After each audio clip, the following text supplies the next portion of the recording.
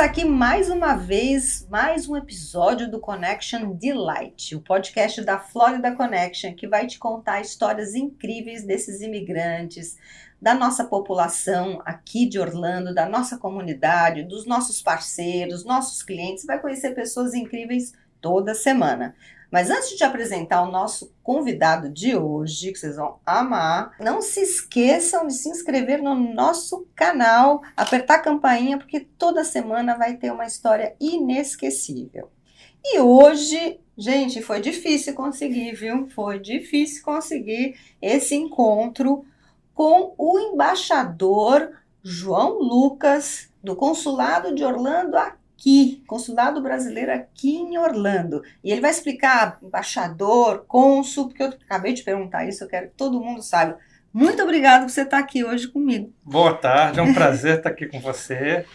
De fato, demorou um pouquinho, mas estamos aqui animados para esse podcast. É um prazer. O prazer é todo nosso, porque vocês sabem, eu estou aqui há 25 anos morando aqui nos Estados Unidos e participei muito já de câmaras do comércio, então eu tinha assim, uma ligação muito grande com o consulado no passado, lá de Miami, a gente nem tinha aqui, e a gente vai falar de tudo isso, né? Como é que a gente acabou tendo um consulado aqui em Orlando?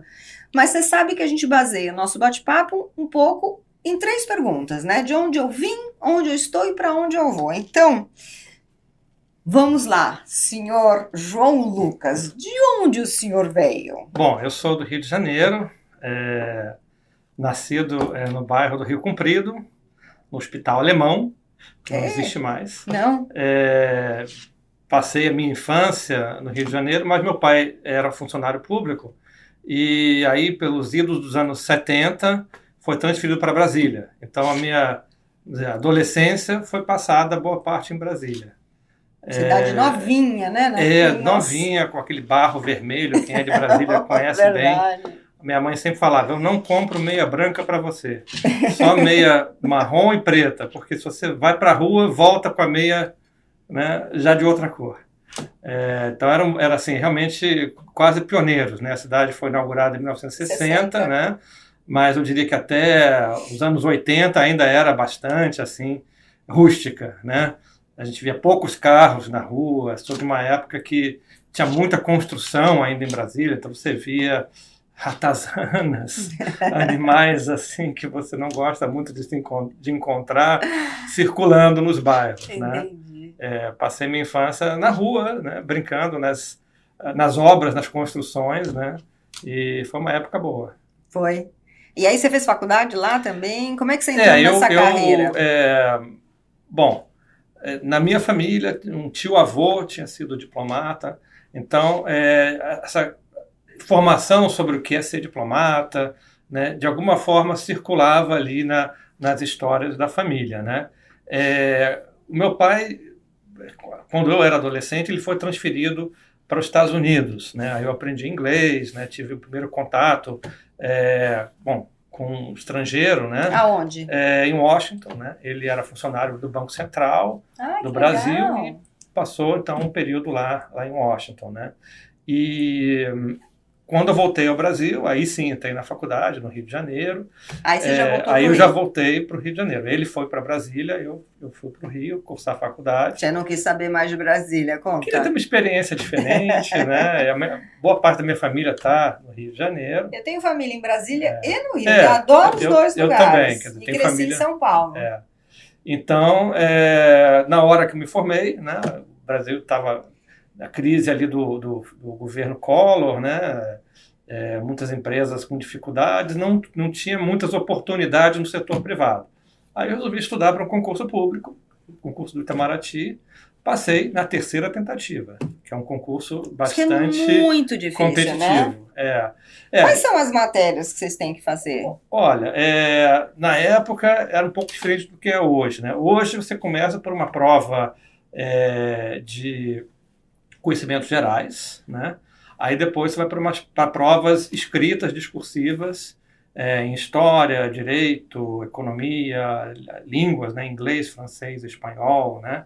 Então, você tinha que falar fluente inglês, francês e espanhol? Tinha que falar o mínimo suficiente para fazer uma prova bem feita, né? Uau! E então isso reduz muito, né, a quantidade de pessoas que estão habilitadas, né? É mais ou menos entre 150 a 200 pessoas candidatos por vaga, né? O que equivale hoje a talvez o vestibular para medicina na USP. Então está entre realmente os mais concorridos do Brasil. Que incrível. Né? E é muito longo? Olha, assim, é raro alguém passar de primeira, né? É normal fazer 1, 2, 3 vezes, como eu. E as pessoas já começam a se preparar durante a faculdade, né? Escolhem o curso universitário pensando no concurso, né? Fazem direito ou fazem relações internacionais, né? E fazem à parte algum curso para complementar, né? Então, foi mais ou menos o que eu fiz. Mas uma vez que você passou no concurso, aí você uma vez que você passa no concurso, aí você entra no Instituto Rio Branco, que é a Academia Diplomática, 2 anos de curso. Há 2 anos, é isso que eu queria saber. Mas você já é o diplomata. Você tem, né, como qualquer servidor público, o estágio, né, probatório, 2 anos. Uma vez passados 2 anos, a pessoa é confirmada no serviço público e aí segue a carreira, né? E aí você foi para onde? Seu primeiro trabalho, assim? A gente tem essa dinâmica de ficar um tempo em Brasília e um tempo no exterior, né? Então, depois do meu primeiro período em Brasília, que foram 5 anos, né? Eu peguei meu primeiro posto e foi Londres. Aí ficamos lá 3 anos, 3 anos e meio. Mas aonde em Londres? No consulado? Na Embaixada do Brasil em Londres. E aí a gente coincidiu com a visita do Fernando Henrique Cardoso, uma visita de Estado, a rainha, né, agora falecida, recebeu o presidente. Você conheceu a rainha pessoalmente? Bom, conhecer pessoalmente é um pouco forte, né? Estive na mesma sala que a rainha. Para mim isso é muito legal. Tem toda uma aura, né, diferente da história da família real com certeza, inglesa, né? Com certeza. E foi na época, assim, durante, quer dizer, e logo depois da morte da princesa Diana, né? Nossa. Então a cidade estava muito comovida com toda essa questão, né? E a família real muito presente. Foi uma época, assim, histórica, interessante, né? E aí você ficou depois, quanto tempo lá em Londres? Normalmente a gente fica, quem está começando a carreira fica até 3 anos num posto, né? Então eu fiquei 3 anos e pouquinho lá. O que você fazia lá? Qual era o seu trabalho? Pois era um trabalho, bom, Londres, pela história da cidade, né, dos mercados, sempre foi uma capital importante para as commodities. Então, era em Londres que você tinha os grandes mercados de café, de cacau, né? E, por conta disso, as organizações internacionais de café, cacau, açúcar foram fundadas e sediadas em Londres, né? Inicialmente, essas organizações elas buscavam regular o mercado. Assim, quando se tinha uma super oferta, eles tentavam reduzir um pouco a oferta para manter uma estabilidade de preços. Então, mais tarde, era mais uma questão de estatística, de acompanhamento. Mas, então, o que eu fui fazer foi acompanhar os trabalhos nessas organizações, né? Eu era o delegado brasileiro junto a essas organizações. Esses nomes todos são confusos. Delegado... Explica pra gente um pouquinho, vai. São confusos, né? Pois é. Então, dentro da carreira... Nós temos uma carreira hierarquizada, né? Uma carreira diplomática. Tem secretário, conselheiro, ministro e embaixador. Então, né? E secretário subdividido entre primeiro, segundo e terceiro secretário. Fazendo um paralelo com a carreira militar, né? Sargento, tenente, capitão, todos são militares, né? Sim. Igual a gente, né? Entendi. Todos são diplomatas. Dentro da carreira diplomática, né? Hoje eu sou embaixador. Que é o topo. Que é o último degrau, né? Depois de 30 anos, né, na 30 carreira. 30 anos já? Parabéns! 30 anos na carreira, pois é. E a gente vamos dizer, designado para funções, né? Então, eu fui designado pelo presidente da República para ser o cônsul-geral do Brasil aqui em Orlando, né? Poderia ter sido designado para ser um embaixador junto a um país, né? Mas você se candidata, você sabe que tem essa vaga aberta, aí você fala, eu vou me candidatar, existe isso? Cada caso é um pouquinho diferente, né? Porque, né, não é muito previsível quando um posto vai vagar, né? Quando o embaixador vai sair, quando um cônsul vai sair. No caso aqui, né, o consulado foi criado em 2022 como vice-consulado. Isso. Na nossa estrutura, o vice-consulado não é chefiado por um embaixador, é chefiado por um outro diplomata, nível de conselheiro, de ministro, mas não por um embaixador. Então, quando houve a decisão de transformar o vice-consulado em consulado geral, isso foi em 2023, aí então tinham que nomear um embaixador. E foi o que aconteceu, né? Eu estava em Brasília, né? Quietinho, feliz, lá, trabalhando, bonzinho. né? No meu departamento. Já não é mais e, chão né, de terra. Vieram me consultar. Olha, você não teria interesse, né? E depois de pensar um fim de semana, né, eu respondi sim. Até que foi rápido, hein? Final de semana. Teve que aprovar a família inteira. Mas é o tipo de coisa também que não pode esperar muito, né? Porque é um cargo que está vago e você precisa de uma chefia. Então, não tem muito tempo que você pode esperar para responder. E você sabia o que você ia enfrentar? Olha, a gente sempre tem uma ideia, né? A gente sabe que já sabia que Orlando, né, a comunidade brasileira era grande, né? Que tem um fluxo de turismo importante. Agora, é muito diferente você saber, né, no abstrato e você viver aqui no local especificamente, né? Então foi assim, várias boas surpresas, né, tendo vindo para cá. Isso quando você chegou que dia, então? Quando é que você chegou? Eu cheguei meados de julho do ano passado, de 2023. Então, fez um ano agora. Então fiz um ano há pouco Tá tempo, fresquinho aqui. praticamente. Conta pra gente, então, qual é o papel, assim, de um cônsul, né, numa cidade como Orlando, que acho que agora, não sei quantas cidades que abrange a sua alçada e como é que funciona, quais são os trabalhos, quais são os desafios.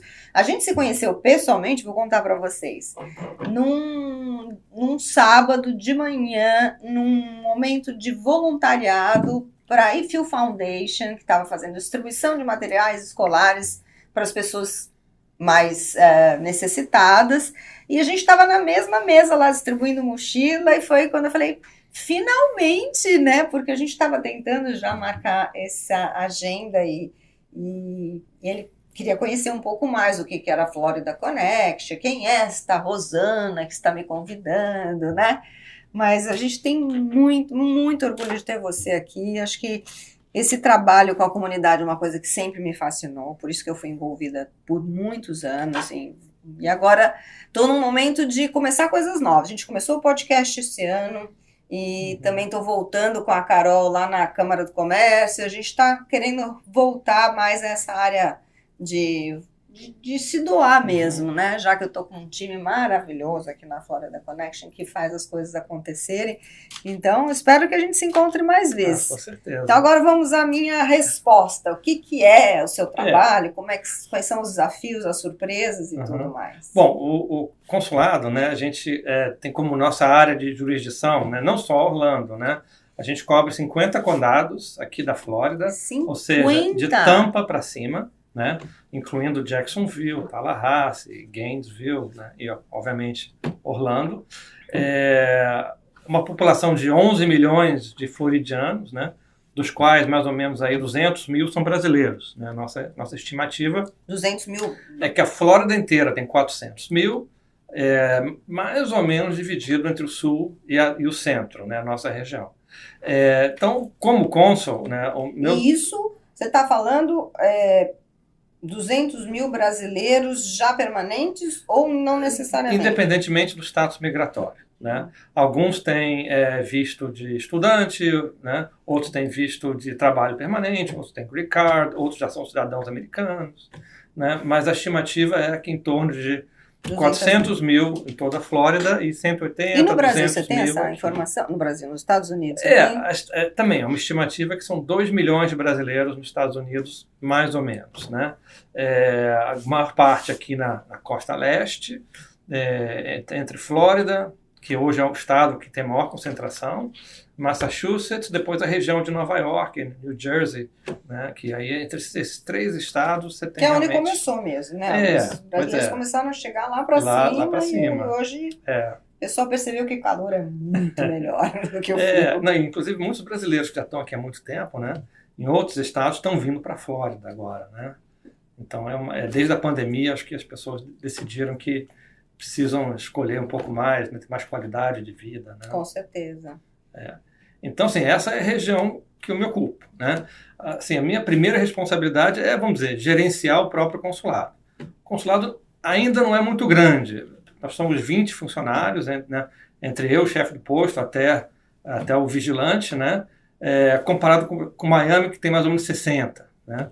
Só que nós estamos, assim, em termos de movimento de trabalho, muito próximo de Miami. Um pouquinho abaixo, mas muito próximo. Para ter uma ideia, mês passado, a gente expediu mais ou menos 520 passaportes.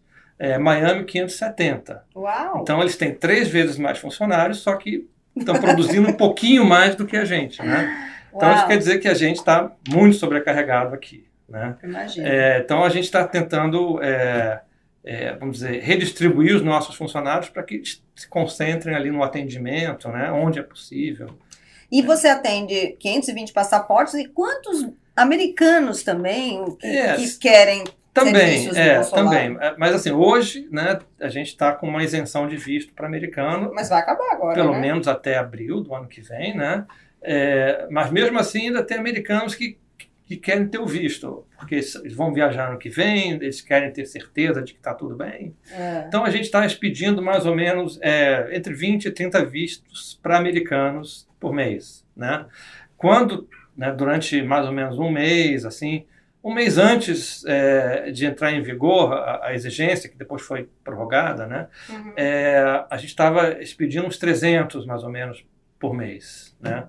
Então, menos do que passaporte para brasileiro, mas era ainda aí um volume alto, né?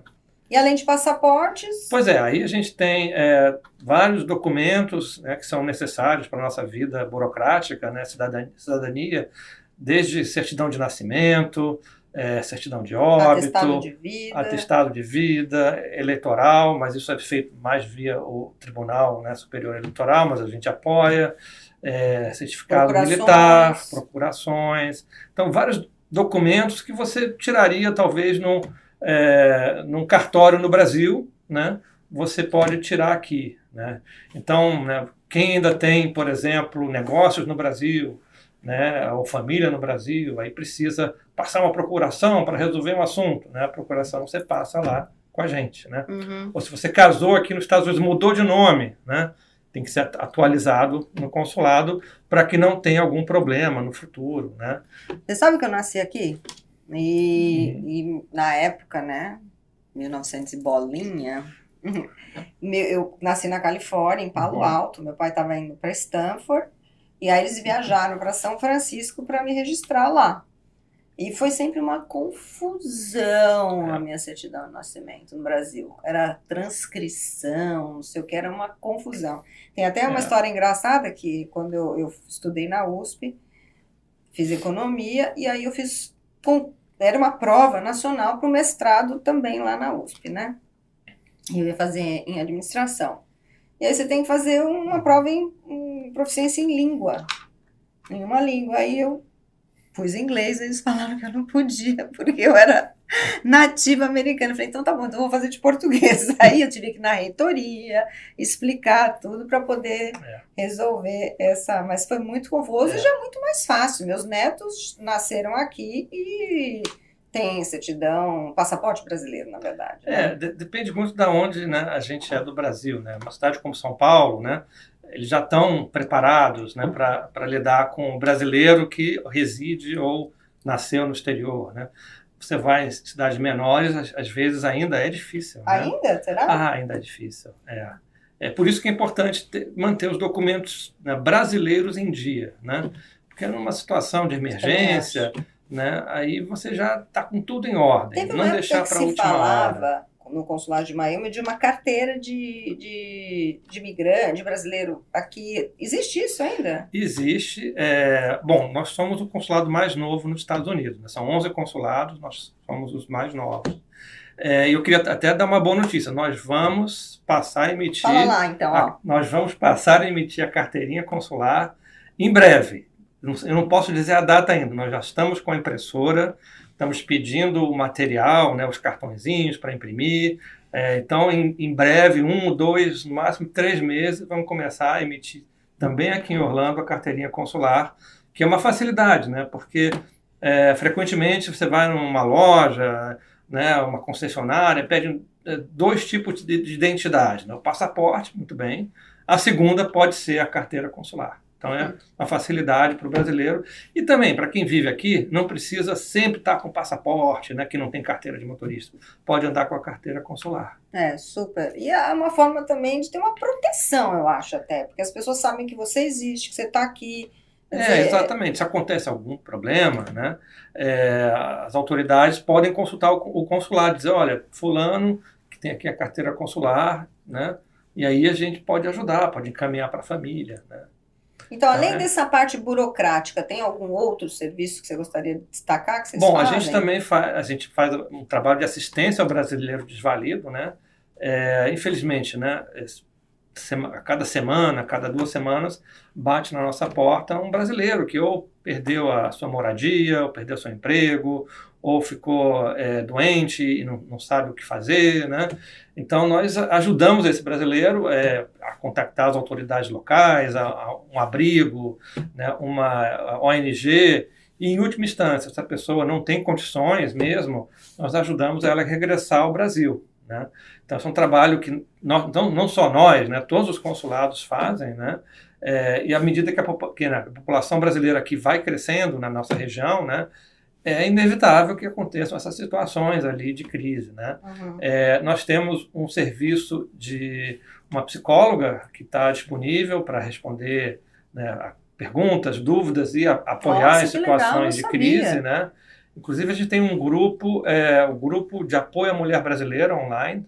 Todo mês esse grupo se reúne, elas discutem questões concretas, né? Tudo com todo respeito à privacidade. Está ou no link do site ou nas nossas redes sociais. Olha que chique, a gente agora tem redes sociais, é consulado. Mas nada comparado aqui, vocês aqui. Nós somos apenas então é consulado Orlando? Como é que é? Consulado.orlando. Consulado.orlando. Esse é o Instagram e o Facebook? Que legal. E como é que você se sente, posso chamar você, né? Claro. Assim, com os órgãos públicos americanos em relação a gente. Como é que a gente é tratado? Que tipo de atividade você tem? Como é que eles respeitam o brasileiro ou não? Como é que você se sente? Essa também é uma função importante nossa, né? Fazer uma interlocução com os governos locais e o governo estadual, né? Então, assim, eu tenho visitado os prefeitos aqui da região, o Board of Education, conversado com supervisores das escolas, com as polícias, né? Fui já ao xerife de Orange County. Você viu que a gente tem aqui do lado exato. Uma polícia de Orlando. E assim, a gente precisa dessa interlocução, né, para apoiar o brasileiro. A gente não é que a gente, né, vai simplesmente ter esse contato, né? Nosso objetivo é apoiar ou o brasileiro que mora aqui, o turista que visita, o brasileiro que, né, quer exportar para cá e abrir seus negócios aqui, né? O pessoal que quer exportar também, vocês têm um serviço para isso? Nós temos um serviço, nossa meta é abrir um setor de promoção comercial. Hoje ainda é capitaneado por Miami, mas nós esperamos que, né, no próximo ano a gente consiga abrir esse setor aqui. Nesse meio tempo, a gente apoia quando, né, o brasileiro busca, né, informações ou busca apoio junto a nós. Porque a gente faz muito desse trabalho. Nós não somos tão proativos como eu gostaria de ser nesse momento. Porque você não tem equipe, porque a gente não tem equipe. Mas a ideia é essa, que a gente possa ter aqui um escritório dedicado para apoiar o exportador brasileiro e o investidor brasileiro que, né, ou que já está aqui, quer expandir, ou que quer vir para cá. Que legal isso. Isso é uma coisa que eu acho que a gente pode trabalhar junto, porque eu trabalho muito com... Eu trabalho na área de mercado imobiliário de casas residenciais, mas a gente tem um setor de negócios aqui, né? A gente compra e vende negócios, a gente ajuda a internacionalização de marcas. Essa área comercial toda é uma coisa que a gente faz bastante, que a gente vai poder apoiar e trabalhar junto. E você sente que eles respeitam a gente? Ou sim, pessoal, olha, porque brasileiro é bem bagunceira, aquela coisa toda, então você tido a melhor interlocução possível. Logo quando eu cheguei, uma das primeiras pessoas que eu me reuni foi o prefeito Demings, aqui do condado, né? E ele estava comentando, olha, os brasileiros, uma comunidade ordeira, trabalhadora, paga impostos, investe, só tinha elogios, né? E ele é bem relacionado com a gente mesmo. Então, assim, eu acho que a visão, né, que as autoridades locais têm do brasileiro é muito positiva, né? É uma comunidade que trabalha, né, com base familiar forte, que investe. Então, acho que eles realmente acolhem muito bem o brasileiro, né? É um imigrante que não dá problemas e ainda rende um pouco de imposto, que é tudo que eles gostariam de ter. Com certeza. Quero uma pergunta para vocês. Por que escolheu o centro de Orlando, a cidade, lá downtown, para colocar o escritório? Na verdade, a gente quase que se mudou para esse complexo aqui onde vocês estão. Eu lembro que tinha, né, se eu não me engano, aqui, essa loja que hoje é o Inter & Co, aqui do lado, né, estava vazia na época e se chegou a pensar em se mudar para cá, né? Mas acabamos nos mudando para o centro, porque lá, é o que eu costumo dizer, né, a gente está igualmente longe de todos os centros de população brasileira. Aqui, né, a gente está na International Drive, é uma grande aglomeração, mas quem mora em Kissimmee, quem mora em Lake Nona, né, talvez se sentisse um pouco afastado, talvez tivesse alguma dificuldade para chegar. O centro, né, pela denominação, é central. A maior preocupação, né? Quando eu fui uma vez lá, era o estacionamento. Mas foi tranquilo, mas é aquele sistema que você tem que colocar o QR Code, pagar. Eu fui uma vez só. Tem sempre estacionamento, né? Do lado do consulado tem um estacionamento pago, não é nosso. E em frente, na rua, também tem muitas vagas, né? E ali perto tem outros lugares também com estacionamento. Então, não é difícil. E a gente também está assim, uma distância muito próxima da estação de ônibus local e de trens. Então, quem, né, não tem carro, né, ou prefere vir de transporte público, também pode usar e chega no consulado, assim, desde a estação, 5 minutos. Né? Mas daí, de repente, alguém que vem de outra cidade, vem de Tampa, pode ser, de algum exatamente. Lugar, né? Não, às vezes a pessoa também, né, mora perto de uma estação de trem aqui, né? Que a gente aqui que mora em Orlando, Sunrail, né? Ou o próprio ônibus, né? A gente ainda está começando a acostumar com essa coisa de transporte público aqui, que é muito, muito pouquinho ainda. É difícil ainda. E você veio sozinho ou você está com a sua família? Não, eu sou casado e tenho 3 filhas, né? As duas mais filhas, meninas, as 2 mais velhas ficaram no Brasil, já estão trabalhando, né, já tem vida própria, e a menor veio com a gente, está aqui no high school e está muito bem. Ela está gostando? Essa aqui é a pergunta. Porque ela veio numa época bem difícil, né? Adolescente, high school. Foi quando eu cheguei, eu trouxe as minhas filhas, as 2 para o high school também. Mas ela já falava inglês, já tinha morado aqui nos Estados Unidos antes, então isso ajudou nessa adaptação. A interação, né? E ela fez amizade com mais brasileiros ou mais americanos? Acho que na turma dela não tem muitos brasileiros, não tem nenhum brasileiro, então acho que ela realmente fez amizades aqui com os locais. A minha prima mora em Winter Garden, ela tem um filho que vai numa escola que ele está com uma aula, uma das optativas que ele escolheu foi aula de português. Você sabia que estava tendo aula de português nas escolas agora? Olha, não só sabia, como a gente está fazendo gestão junto ao Board of Education para que eles aumentem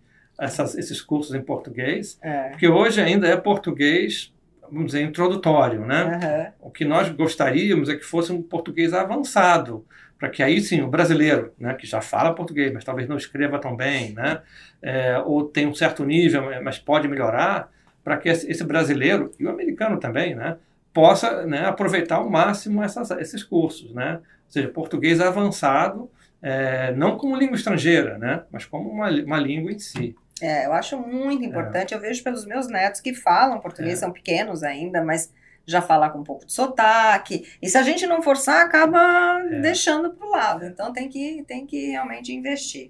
E o gargalo, aparentemente, hoje é professor, né? Porque, né, tem, obviamente, professores brasileiros que residem aqui, mas frequentemente eles não têm toda a certificação que eles precisam para trabalhar no condado, né? E o condado ainda oferece poucos cursos em português, então também não sei se, né, para uma pessoa eles conseguem simplesmente viver né, com um salário de professor de português. Tinha uma associação que dava aula de português final de semana. Ainda existe? Você tem conhecimento? Vamos falar português, né? Vamos falar português. Eles começaram lá em Miami, na região de Miami. Isso. Lá eles têm umas 2 ou 3 locais. Aqui tem 2 locais também. Eu apoiei bastante. Você sabe onde é? Tem como Olha, divulgar? eles estão na região de Winter Garden.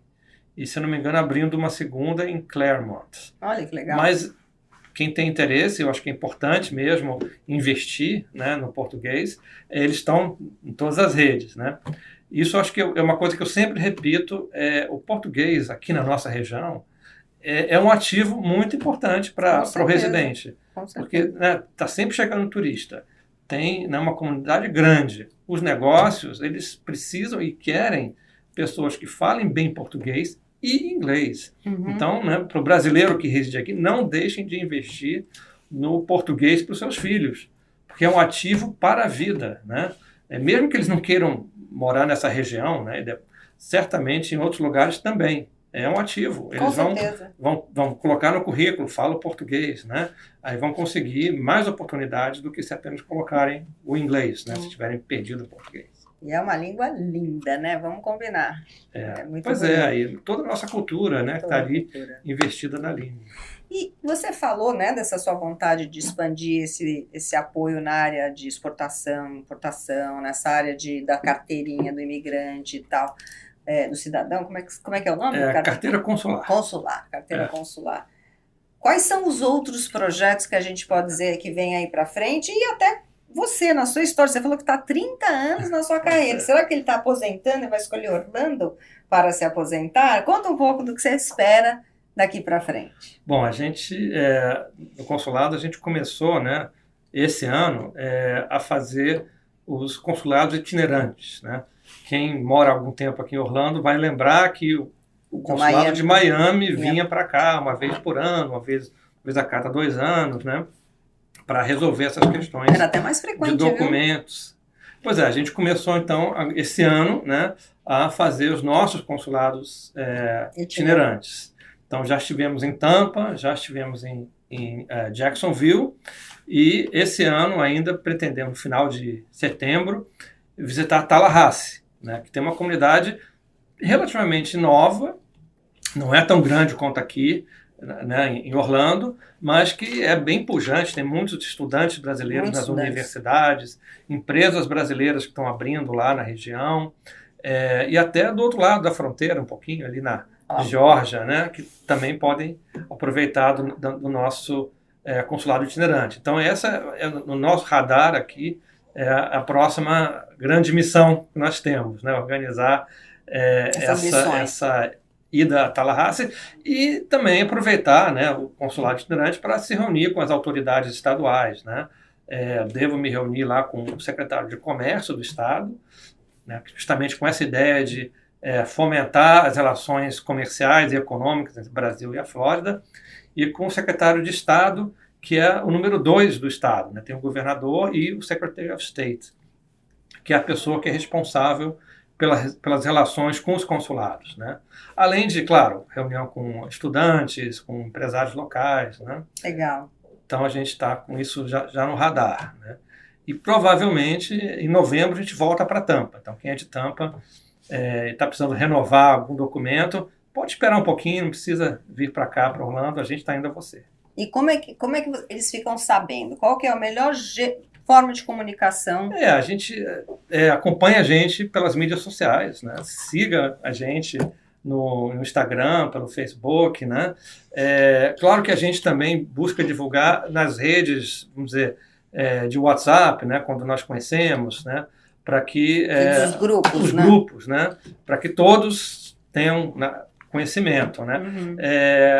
Até aqui... Vocês têm newsletter que sai do... Não, ainda não. A gente... Porque tinha do de Miami, eu acho que o de Miami eles têm, mas acho que não tem uma regularidade, né? Eles soltam de vez em quando. Era mais frequente, realmente. Não tem mais. Mas realmente porque as redes sociais estão dominando cada vez mais, assumindo né? essa função, realmente, né? ler e-mail é complicado.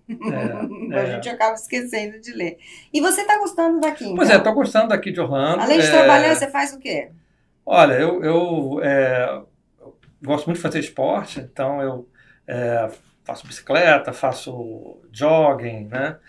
Caminho muito com o meu cachorro. Que cachorro que você tem? Eu tenho um pastor alemão. Ah, que legal. Você trouxe do Brasil? Trouxe do Brasil.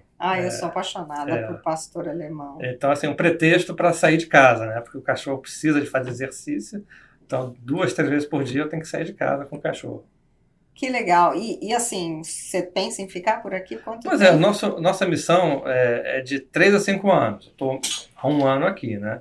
Então, pelo menos mais 2 anos eu fico aqui tranquilamente. Mas aquela coisa, se você puder ficar mais, você fica? Você está gostando? Sim, a gente está gostando. Mas, assim, nossa prioridade é, vamos dizer, a minha filha se formar do high school, né?